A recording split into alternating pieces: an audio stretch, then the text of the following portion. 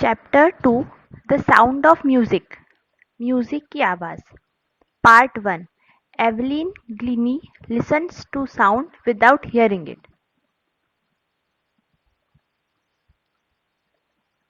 Before you read God may have taken her hearing, but he has given her back something extraordinary. What we hear, she feels, far from deeply than any of us. That's why she expresses music so beautifully. यानी कि God ने भले ही उसकी सुनने की capacity ले ली हो, पर उसके बदले में कुछ एक्स्ट्रा ऑर्डिनरी उन्हें दिया, मतलब कुछ बहुत अच्छी खास चीज़ थी जो हम कानों से सुनते हैं, वो उसे फील करती है और हम सब में से ज़्यादा डीपली, और इसीलिए वो म्यूज़िक को इस तरह से एक्सप्रेस कर पाती है. Read the following account of a person who fought against a physical disability and made her life a success story. यहाँ पर एक पर्सन की कहानी दी है जिन्होंने अपनी फिजिकल डिसेबिलिटी यानी कि जो वो उनकी बॉडी फिजिकली वो जो उनमें डिसेबिलिटी है, सुन नहीं पाते, उसे कैसे चेंज किया, उससे कैसे लड़े और कैसे अपनी स्टोरी लाइफ को एक सक्सेस स्टोरी बनाया.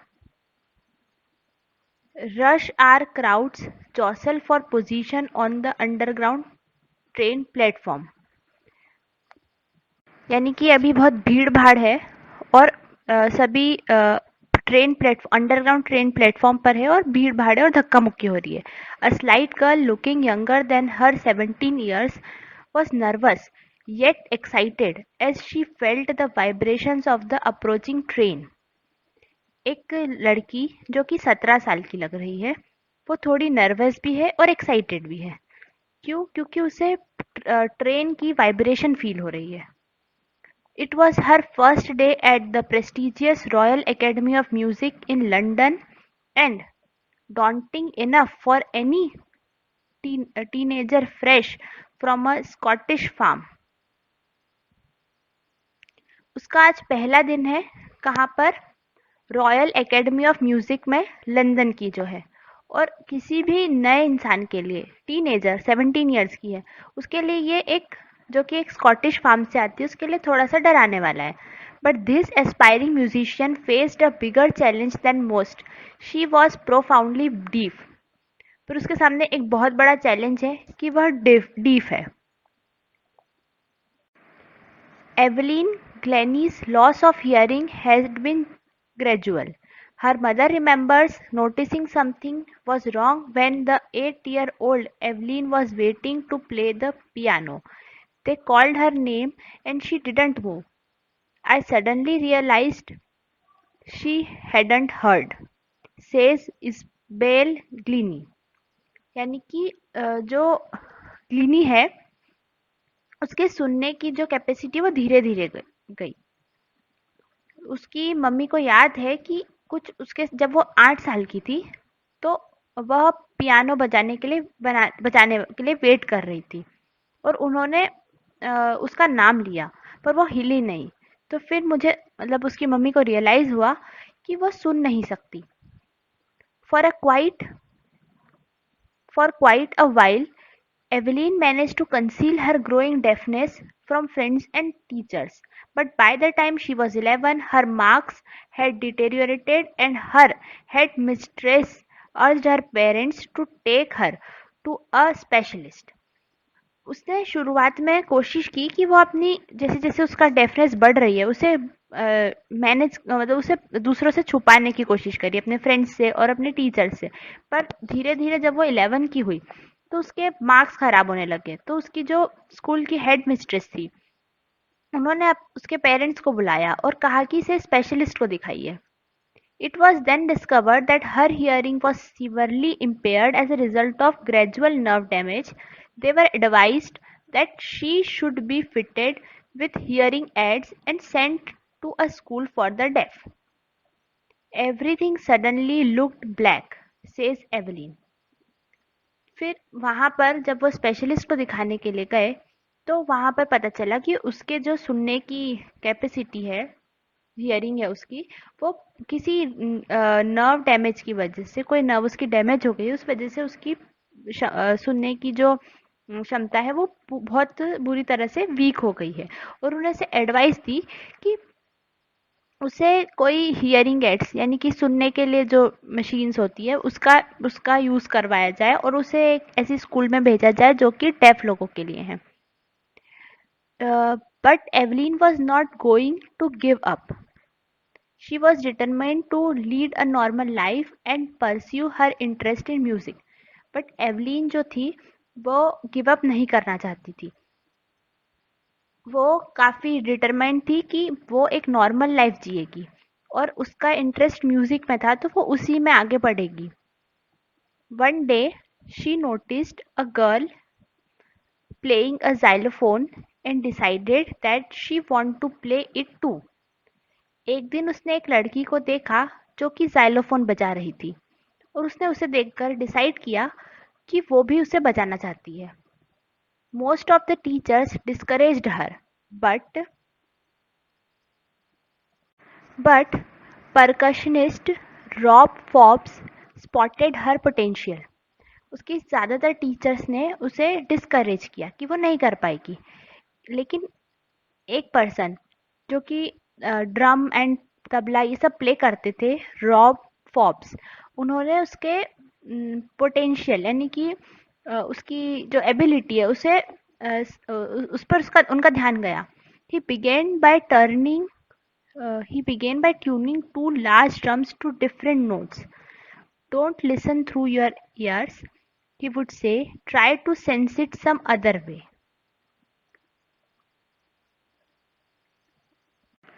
उन्होंने उसे एक एक्सरसाइज करवाई जिसमें उन्होंने दो लार्ज ड्रम्स लिए और उन्हें डिफरेंट नोट्स पर ट्यून कर दिया, सेट कर दिया और उसे कहा कि इसे अपने कानों से नहीं सुनो,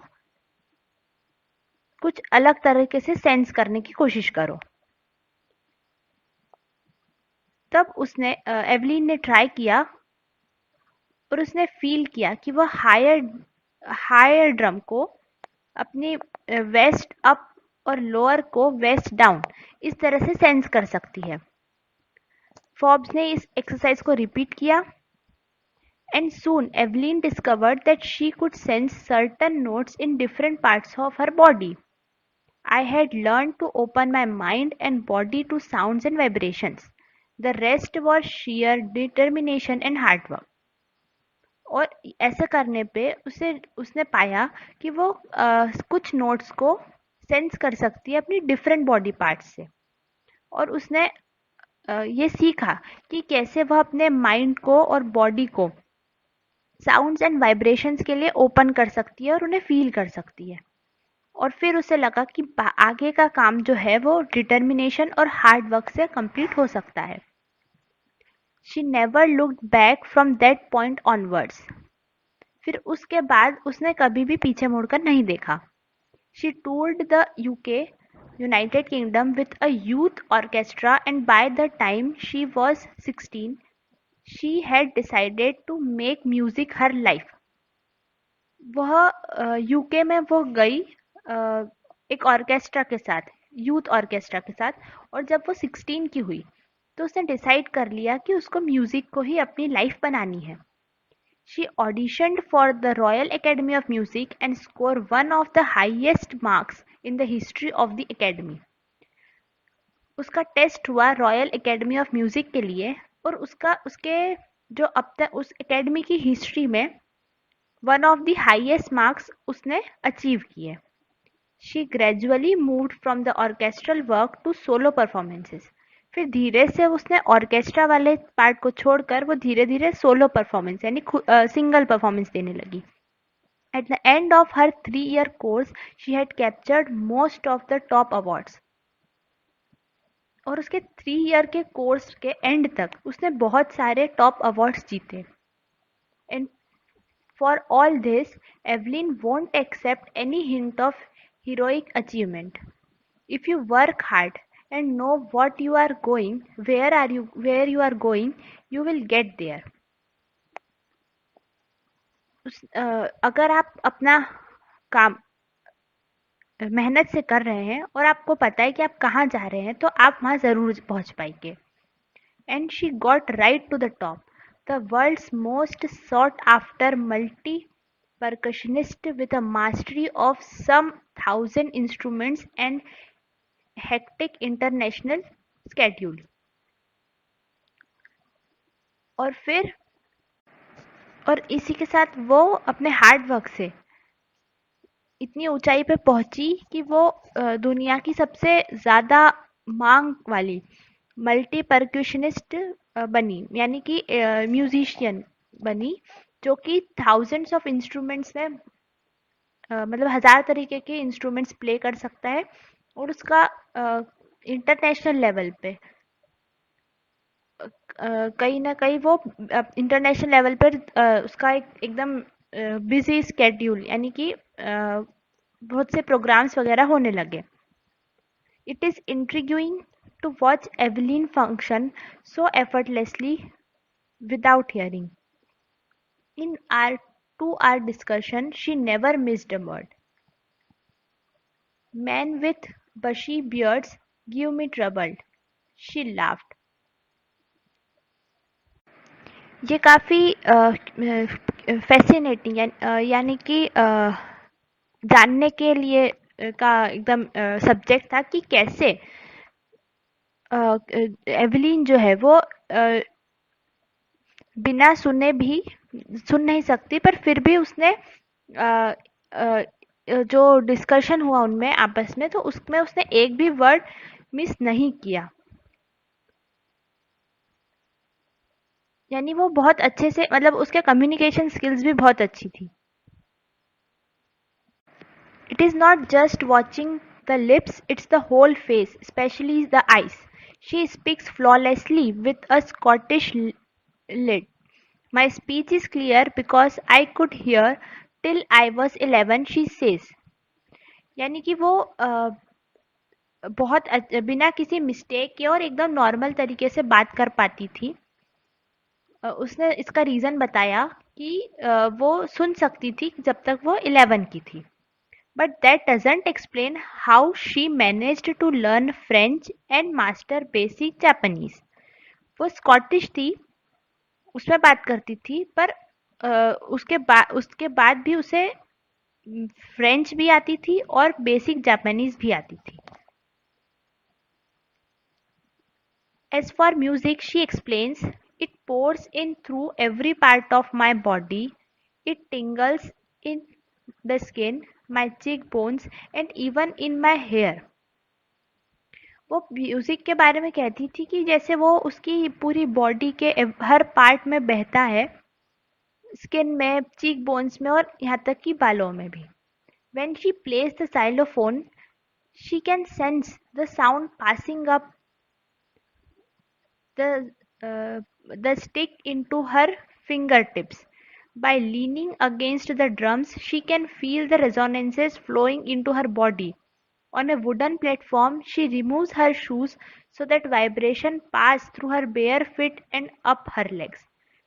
यानी कि वो हर इंस्ट्रूमेंट को जब भी प्ले करती थी तो उसकी बॉडी से कैसे कनेक्ट होता था, ये बताया गया है। Not surprisingly, Evelyn delights her audiences. यानी कि उसकी जो ऑडियंस थी, जो उसे सुनने वाले थे, वो हमेशा उससे खुश होते थे। In 1991, she was presented with the Royal Philharmonic Society's prestigious Soloist of the Year Award। 1991 में उसे रॉयल फिलहार्मोनिक सोसाइटी का एक बहुत प्रसिद्ध पुरस्कार soloist of the year award मिला।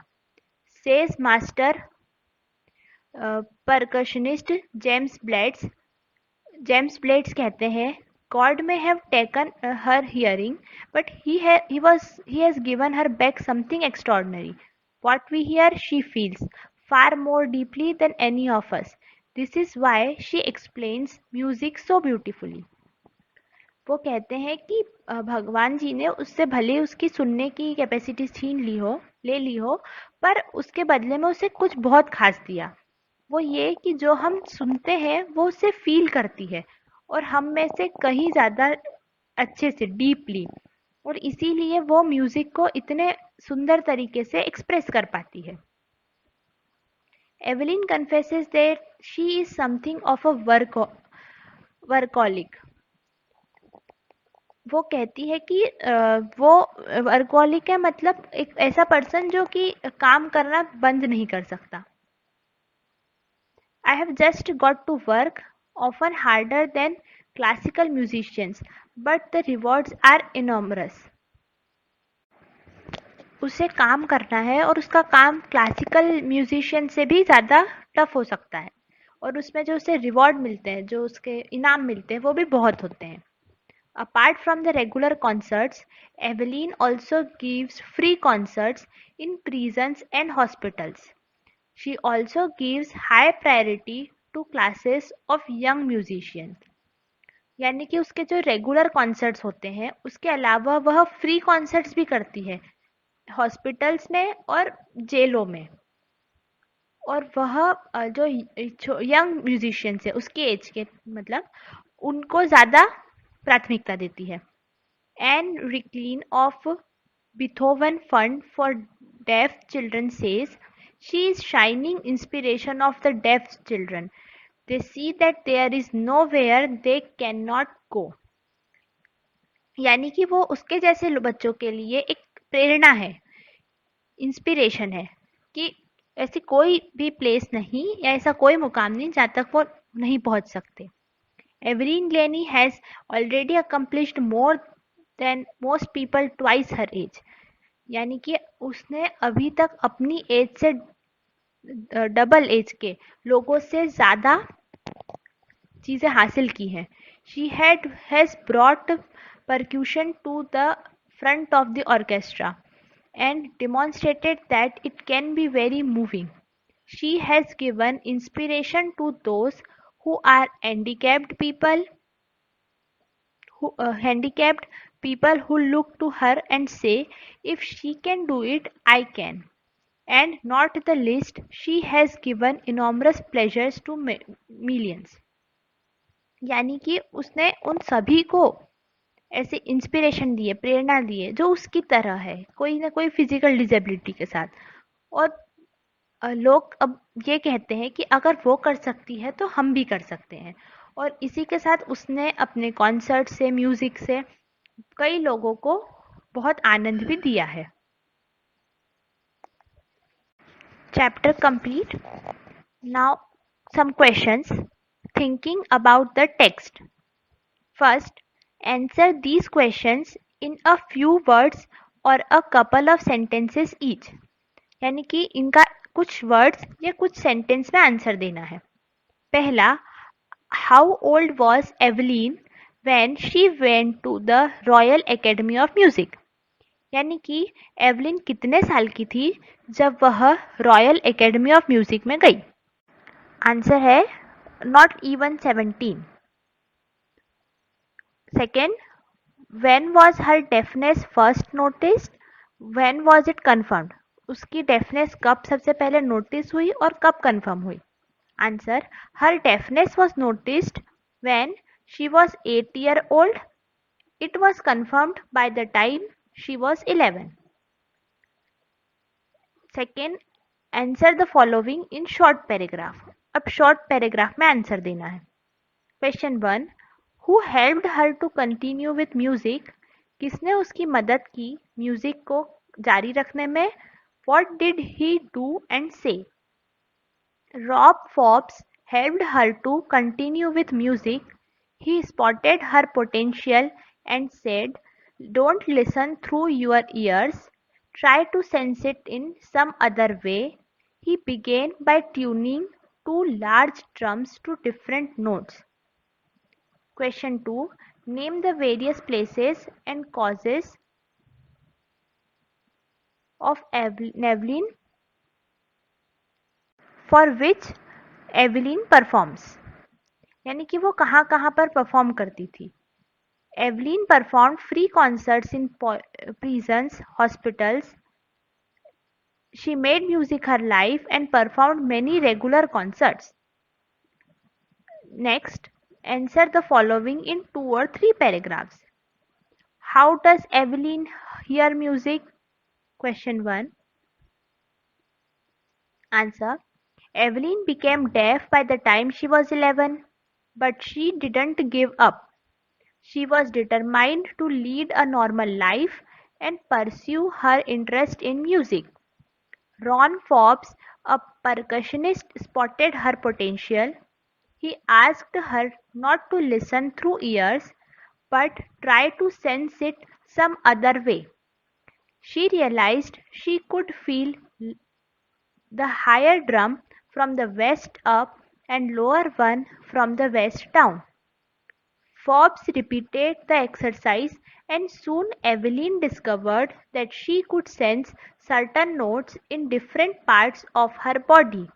She learned to open her body and mind to sounds and vibrations. She herself explained, "It pours in through every part of my body." When she played on the xylophone, she could sense the music passing up the stick into her fingertips. By leaning against the drums, she could feel the resonances flowing into her body. On the wooden floor, she used to remove her shoes so that the vibrations may pass through her bare feet and up to her legs.